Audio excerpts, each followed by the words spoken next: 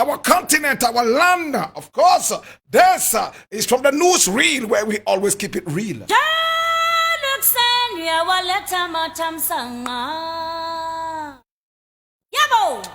Now, the very first thing I would like to look at is this thing that I'm reading from Peace FM Online.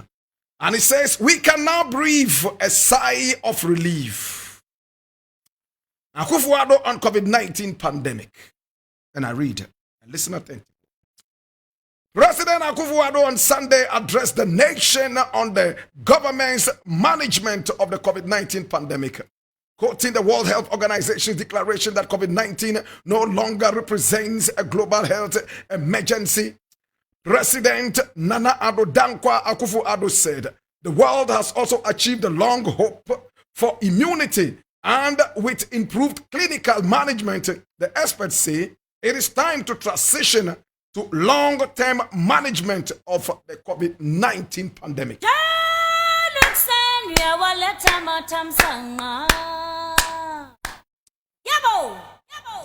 So this is a president who disgraces himself and disgraces the nation every time he talks. If I were this president, I will seal my mouth and never speak again. Now, the president addressed the whole nation and wasted everybody's time. The president came up to tell the whole nation that the COVID-19 pandemic, which I prefer to call a pandemic, is over. Yet in Ghana, we are still taking COVID-19 funds and tax. A pandemic that is over. Yet its ugly head is still rearing in this country. I am practically hypnotized. Hey, listen. COVID-19 is over. Yet in this country, we are still making money from the pandemic. We are taking taxes in the name of the pandemic. We are actively taking taxes. And the last time I checked, they have no plans to scrap it. They are going to wait until they make enough money out of it, because this is a country of taxes. But Mr. President, may I respectfully ask this question? If truly COVID-19 is over, and of course that's a huge respite to us, could you tell me, is hunger over in this country? Hunger is more of a pandemic in this country more than COVID-19. If you agree with me, put up your hand. Hunger is killing more people in this country than this so-called pandemic. I am totally ashamed, my brother. Listen, walk into the nearest community. It doesn't matter whether you are in a city, a town, or a village. In my days, there was no hunger in the village. Everybody was everybody's keeper. You could walk into anybody's farm and harvest anything that you wanted, and you will gracefully and graciously thank your stars and eat to your fill. But today, my brother, my sister, the land is totally destroyed by galamsey. Places that we never even knew that we could find gold by the kind courtesy of the Chinese. We are now digging for gold in those areas, dismantling and disengaging our total committance and commitment to nature. Hallelujah. My brother, my sister, today I sit back and I see our nation destroyed from the treble all down to the base. Mr. President, hunger is all over, written on the face of every Ghanaian, except dirty politicians in power. When I walk on the streets, I see people running around helter-skelter, looking for jobs that are non-existent. I see people who schedule their food eating. People can no longer eat 3 square meals a day. They eat half a triangle of food in a day. In the days it was a square.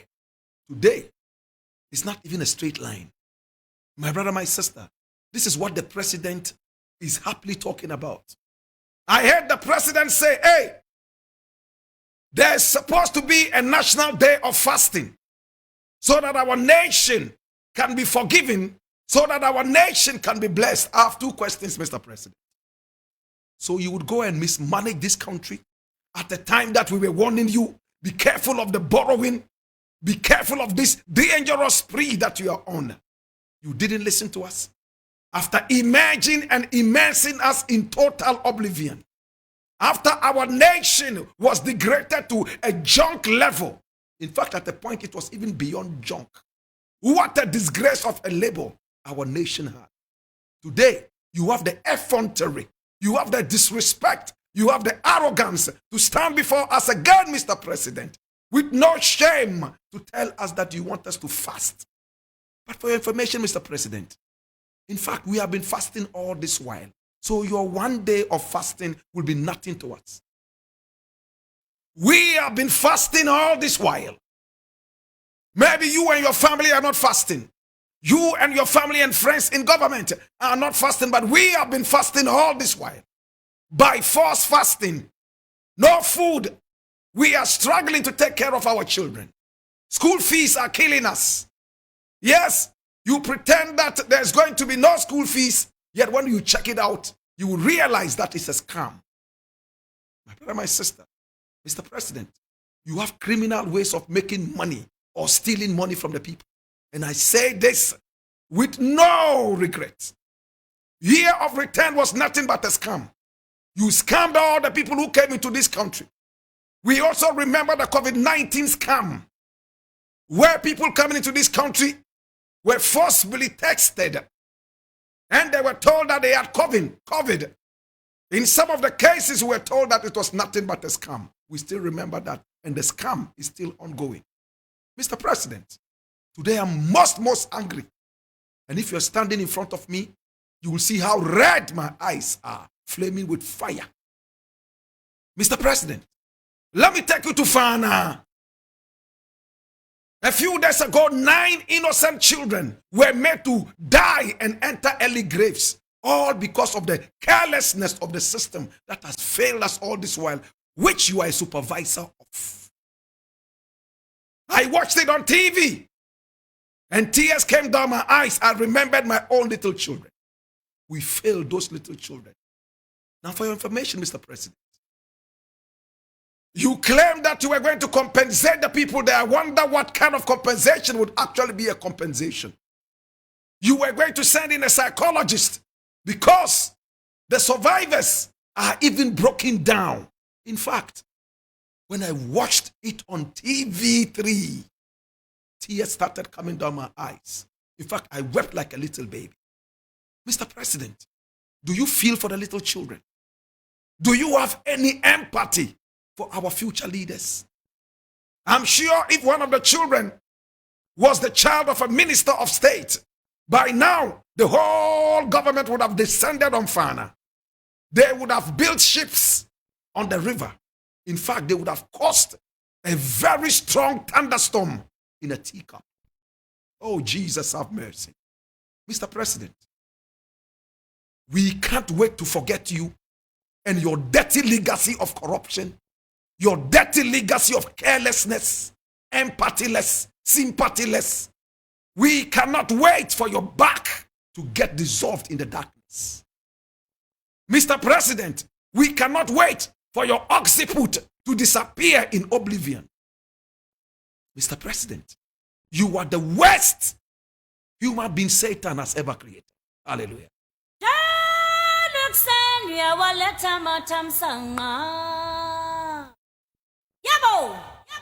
Another terrible father. Sometimes some fathers, I would like to call them sperm donors. And one of such fathers is Isaac Dogbe's father. You know, the boxer called Isaac Dogbe. His father is not fit to be a father. He needs a lesson in fatherhood. This guy is a joker. I read from Ghana Web. It says Isaac Dogbe's father spills family secrets as he calls on his son to pay huge debts. Paul Dogbe, the father and former trainer of Ghana's former world champion Isaac Dogbe, aka Neho, has disclosed some unknown things about his family and called on his son to settle huge debts he incurred during their time together. Paul Dogbe revealed that he borrowed substantial sums of money to propel his son to world champion status within a remarkably short time. Now, during an interview on Donu's Corner, Paul Dogbe disclosed that he informed his son about the debts incurred after they parted ways and implored his son to pay those debts. Paul Dogbe claims that Dogbe agreed to settle those debts, but to his dismay, he allegedly failed to honor his promise to repay these debts, leading Paul to face legal actions from creditors. Listen, this is nauseous. I don't like reading these things. If you truly fathered this boy, if you truly care about your son, I do not think that the media space is the place you need to go and wash your dirty linens. These are not fathers, they are sperm donors. I leave it.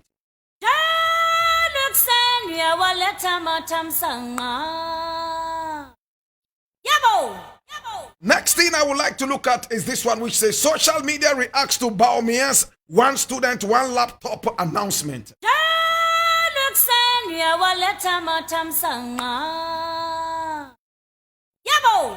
Sometimes I wish this was in the days of the revolution, so that some people will take you to the Gonda barracks, shaved Sakura, and beaten well.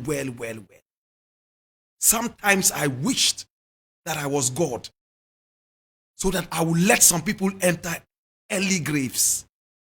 Sometimes I wish I was God, so that I will cause a tsunami under some people's feet. Sometimes I wish I was God, so I can give people stroke. I can give them berry, so that they will scratch their thighs and their balls night and day and suffer. Some people deserve berry. Some people deserve krusa.